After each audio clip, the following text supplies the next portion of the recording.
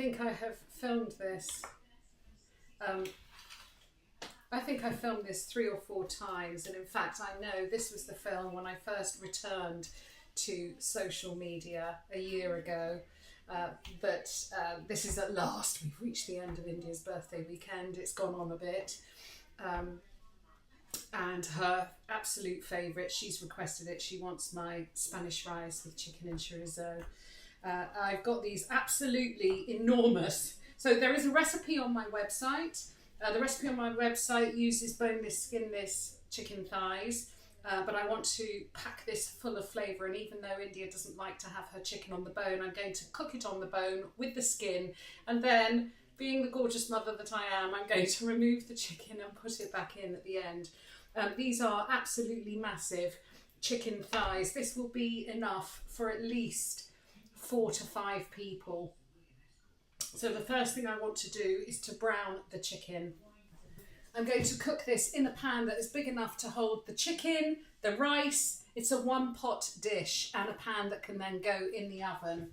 So I have just put a sprinkle of olive oil in there.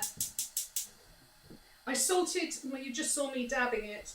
I salted my chicken this morning on both sides, and you just want to dab it dry, and then we'll brown it. Yes, I know it's an outfit change, I was hot. Chicken has been browned on both sides. I've taken that off. It's released all that gorgeous chicken fat into the pan. Going into the pan next, I've got about 100 grams of chorizo. I'm just going to cook that on a low heat, just to let it release its oils. In my original recipe I use cooking chorizo, but I don't have that, so I'm using cured chorizo. I just want to say, I do take the skin off the chorizo, the casing. I do it just for refinement. Sometimes it's the little things that make something special.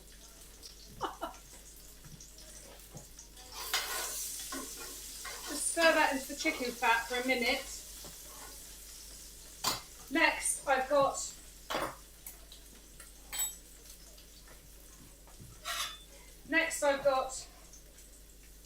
two onions, which have been chopped, fairly finely chopped.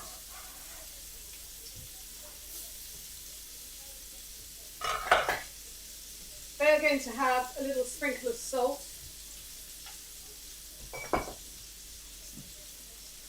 I am just going to move this to a lower heat. Also going into the pan are 2 red peppers chopped. And I'm going to let that cook for about 7 minutes.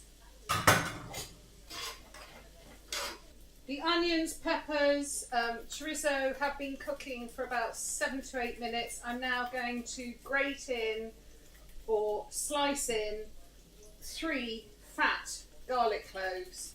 I know everyone has a heart attack when I'm grating my garlic, but I'm very careful. Next thing going in is a really generous pinch of chilli. Put in as much as you want. I'm going to put in the equivalent of about a teaspoon. You can use as much or as little as you want. Next going in is 2 teaspoons of oregano, plenty of pepper. The chicken is going to go back in, and any collected resting juices.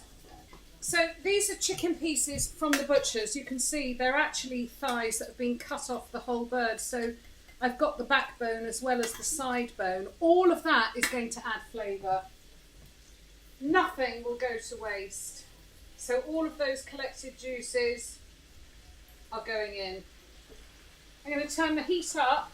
This isn't in my original recipe, but I just want to add one more layer of flavour, which is a splash of wine. And I'm going to let that bubble until it's reduced. Next thing going in is a tablespoon of paprika. You don't want to put the paprika in any earlier because paprika burns. Next I've got 900 ml of chicken stock. Whatever stock you have, I'm lucky I've got my homemade stock. It's one of those things that adds all the difference.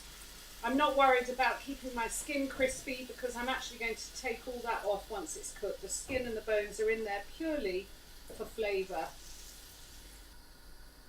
I'm going to add plenty of salt.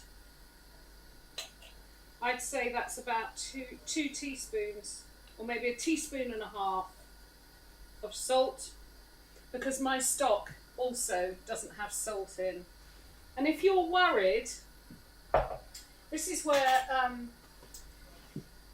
kosher salt is really useful because it dissolves very quickly. So I can taste this and I will know the salty level. I haven't got to wait for the salt to absorb into anything. I can taste this. Bearing in mind we're going to be adding rice,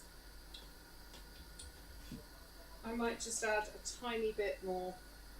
Trust your senses, trust your taste.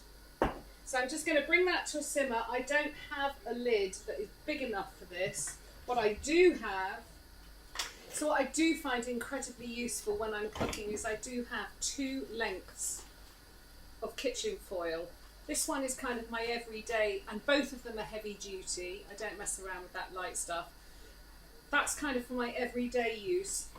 This one is for exactly an occasion like this, where I have a really big pan and I need wide kitchen foil. So I'm going to tear off a piece that is big enough to cover this pan like a lid, because I don't have a lid.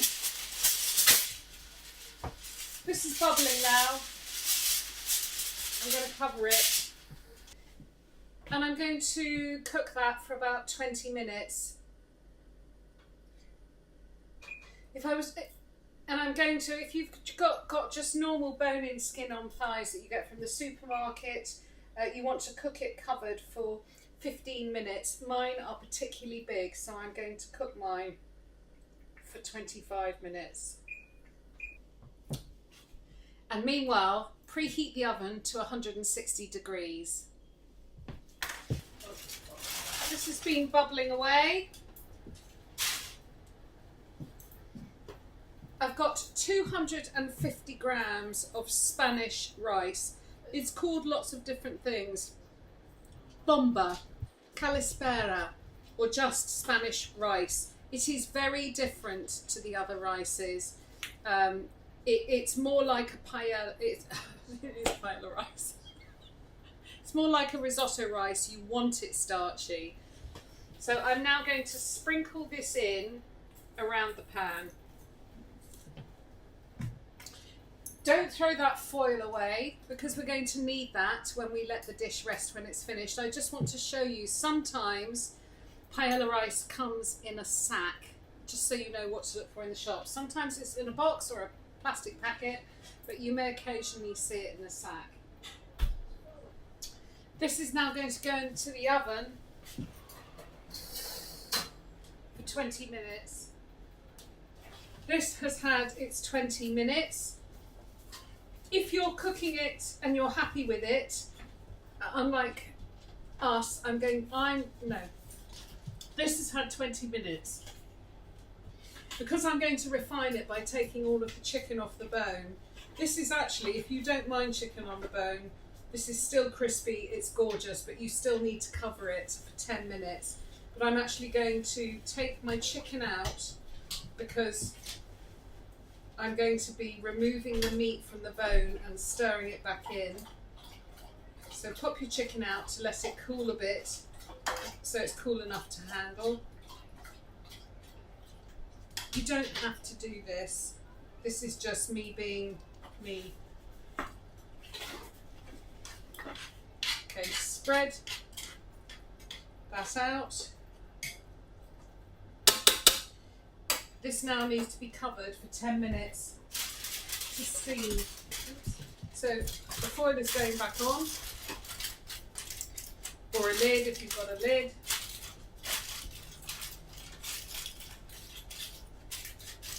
And leave that for 10 minutes. I've taken the foil off. I've put in the shredded chicken. I have saved the bones for my stock. It should be finished off with parsley. I didn't have any parsley. I had a load of chives. So I have finished it off with some chives. This is now ready to eat. I am just going to have a little taste. Oh.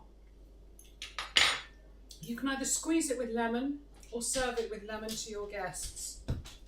My work here is done.